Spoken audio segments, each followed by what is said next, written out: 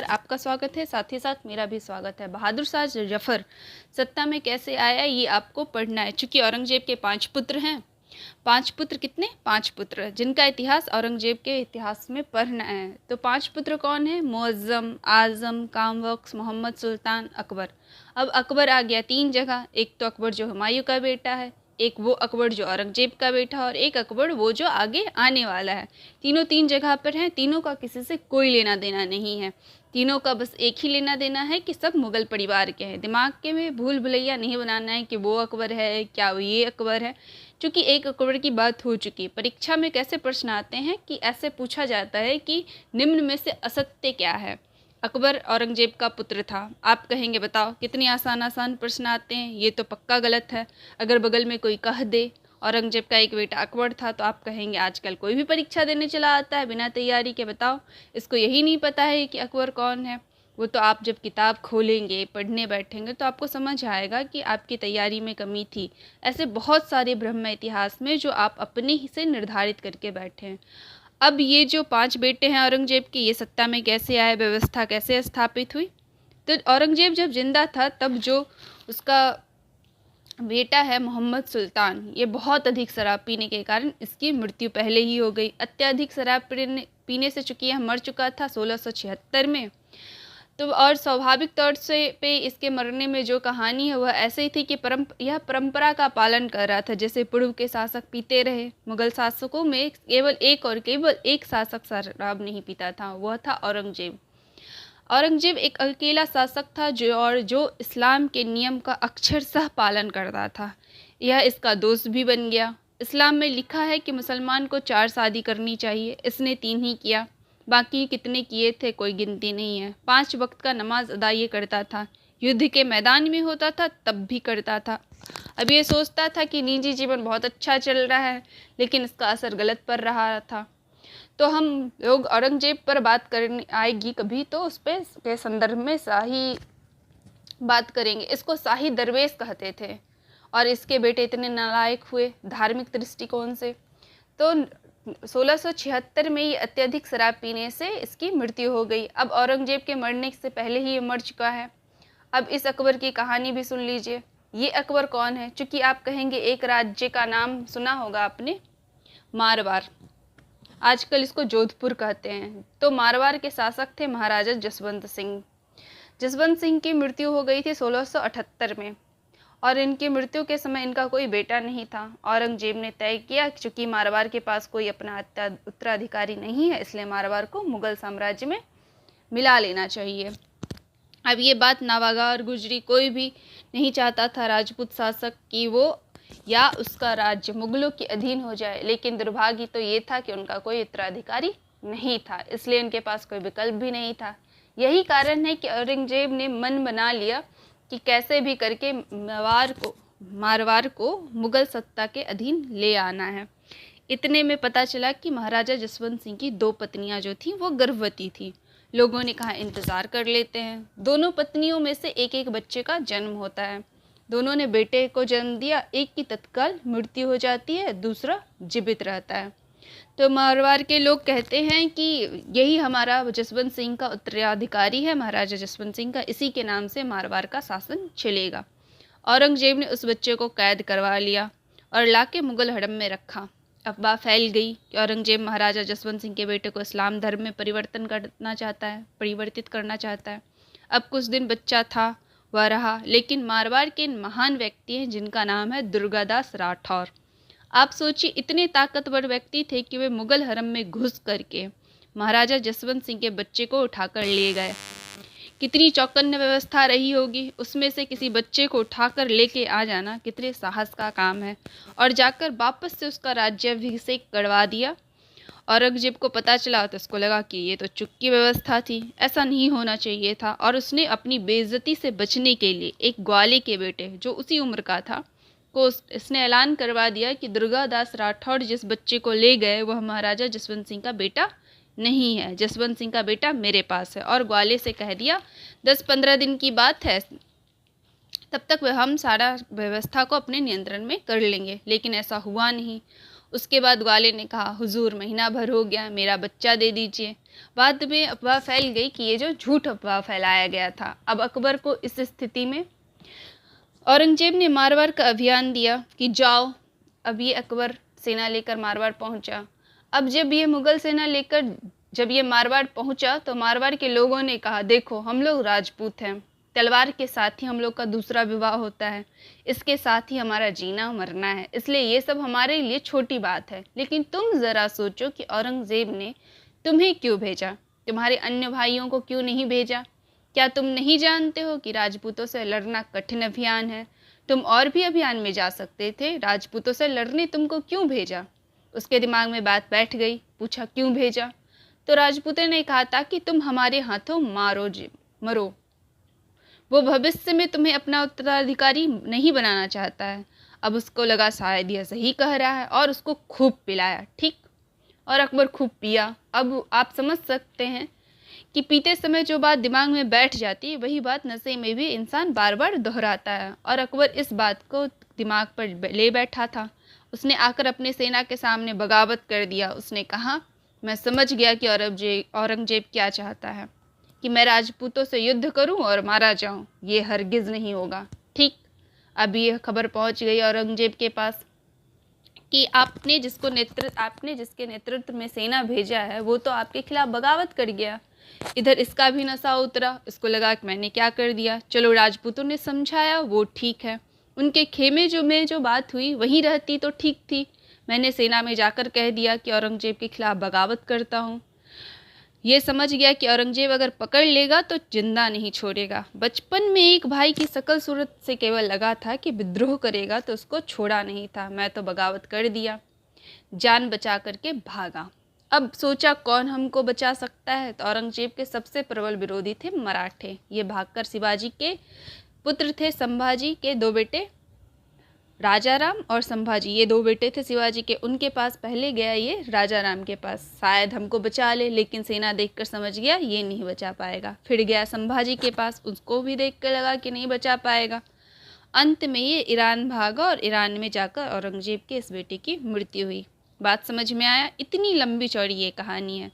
मारवाड़ के क्षेत्र में प्रसिद्ध योद्धा दुर्गादास राठौर का नाम जुड़ा है।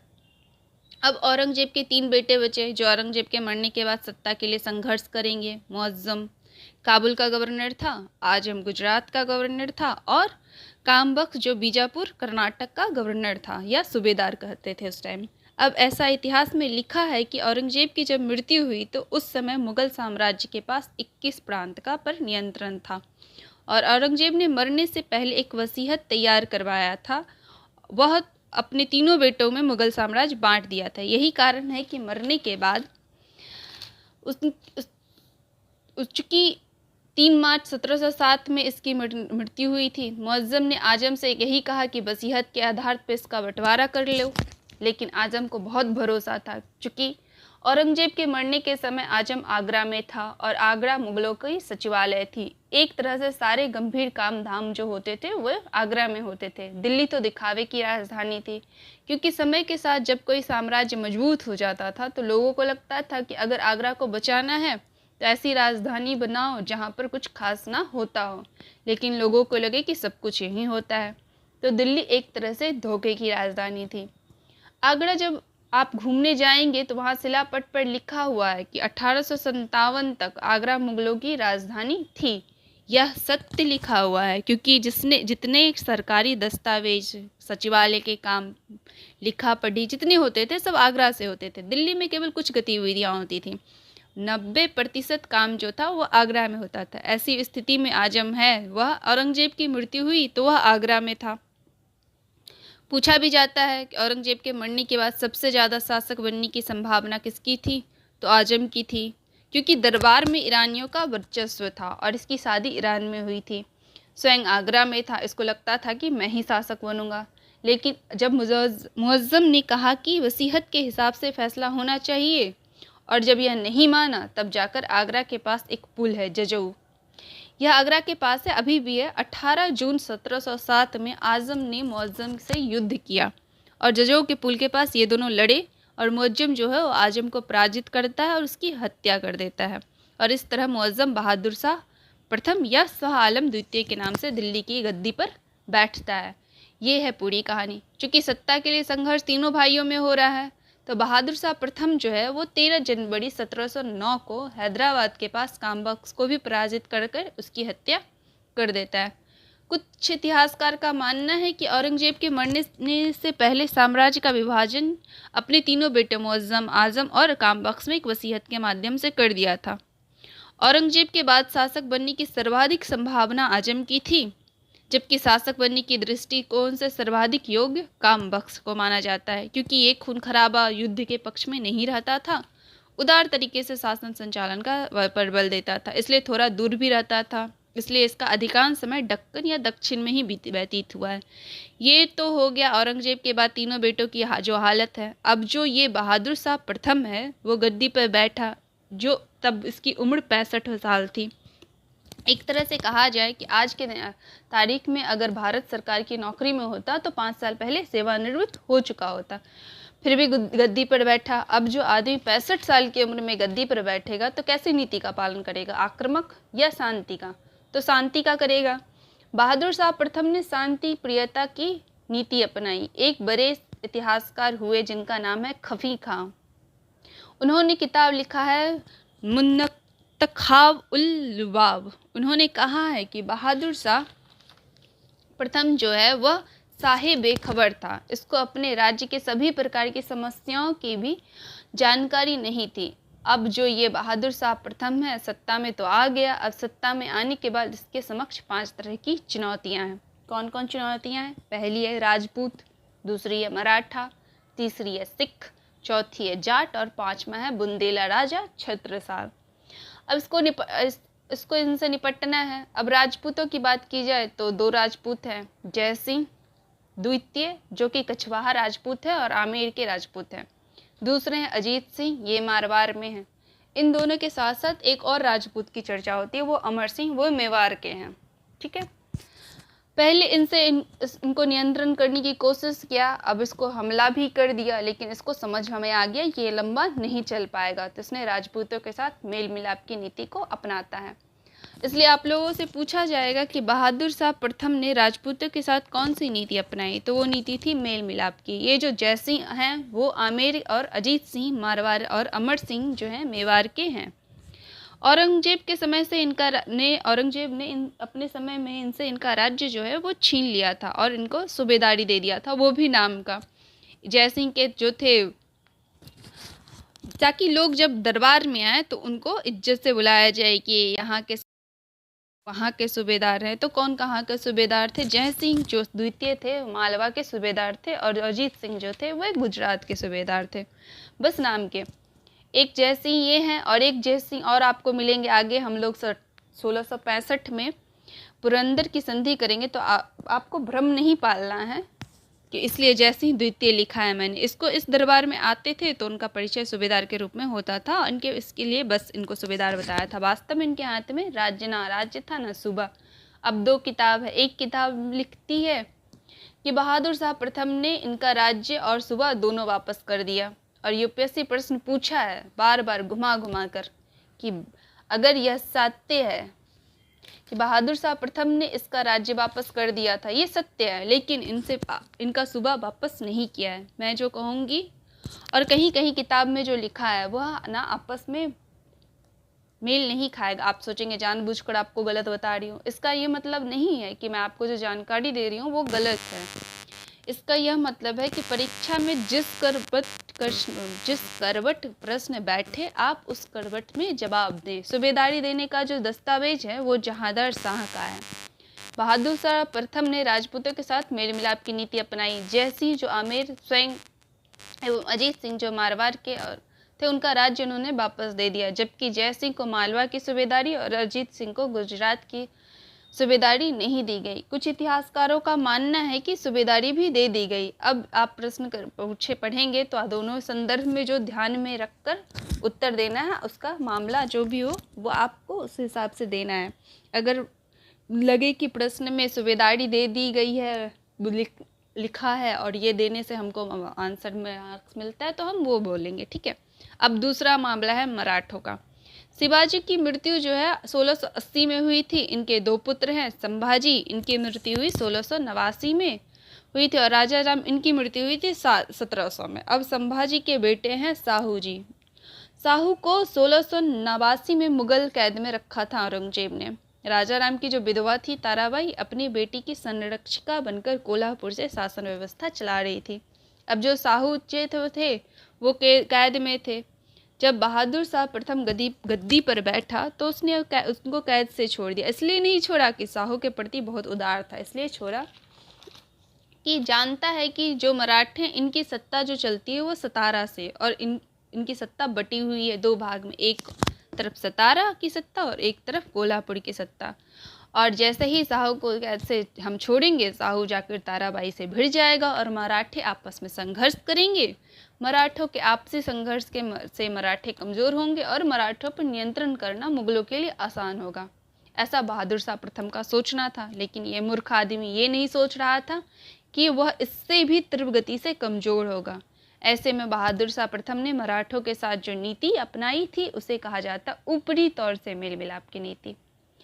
इसलिए इसने साहू को मराठों का विधिवत शासक नहीं माना। इसने कहा चूंकि ताराबाई भी सत्ता चलाती है तो हम कौन होते हैं आपको शासक बोलने वाले। जो साहू को कैद में मुक्त करने में औरंगजेब के किस बेटे की मुख्य भूमिका थी, ऐसा प्रश्न पूछा जाएगा तो आजम ने सबसे ज़्यादा सक्रिय भूमिका निभाई थी। वह जब जिंदा था, औरंगजेब ने जब साहू को और उसकी माँ को कैद में किया था तो उसने हिदायत दी थी कि अगर मेरे कान में गया कि साहू के माँ के साथ किसी भी तरह की अभद्रता की गई है तो बख्शा नहीं जाएगा। यह एक प्रकार का राजनीतिक नियंत्रण है। इसमें सम्मान एवं मर्यादा या गौरव को ठेस नहीं पहुंचना चाहिए, इसकी अनुमति नहीं है। यह अलग तरह के गौरव का इतिहास है, इसलिए आप बहुत सावधानी से आपको पढ़ना है।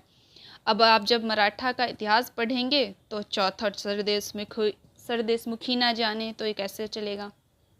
मराठा किसी क्षेत्र पर अगर जीत जाते थे और जीतकर राज्य को वापस कर देते थे तो यहाँ से कुल राजस्व का 1/4 भाग सालाना मराठा लेते थे और कहते थे कि यह एक तरीके का संरक्षण मनी फीस है, मतलब आपको प्रोटेक्शन समझते होंगे, प्रोटेक्शन मनी है ताकि कोई भी आप पे हमला ना करे, और अगर कोई हमला करता है तो हम आपके सुरक्षा में आपकी सहायता करेंगे। अब यह एक तरीके से सुरक्षा प्रदान करने की राशि कही जाती थी। जब मराठे किसी नए क्षेत्र को जीतने के बाद अपने साम्राज्य में मिला लेते थे वहाँ से वो 1/10 भाग राजस्व प्राप्त करते थे, तो इसे सरदेशमुखी कहा जाता था। मराठा इतिहास चौथ और सरदेशमुखी के बिना पूरा ही नहीं हो पाएगा। बहादुर शाह प्रथम ने मराठों को चौथ और सरदेशमुखी दोनों का अधिकार नहीं दिया, लेकिन उन्होंने सिर्फ सरदेशमुखी का अधिकार दिया। अब तीसरी चुनौती जो है सिखों की है। इन सिखों पर हम लोग अगले क्लास में